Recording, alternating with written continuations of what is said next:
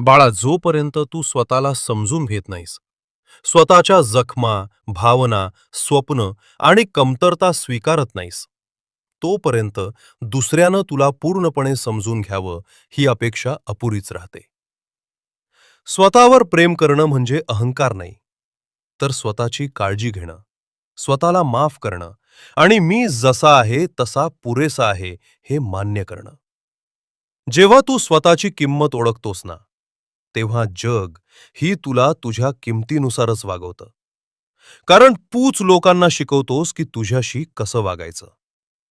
म्हणून बाळा, आरशात पाहून रोज स्वतःला सांग, मी महत्वाचा आहे, मी प्रेम करण्यास योग्य आहे आणि मी स्वतःसाठी उभा आहे.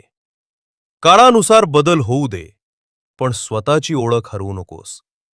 स्वतःवर प्रेम केलंस तर योग्य माणसं आपोआप आयुष्यात येतात. भिवू नकोस, मी तुझ्या पाठीशी आहे.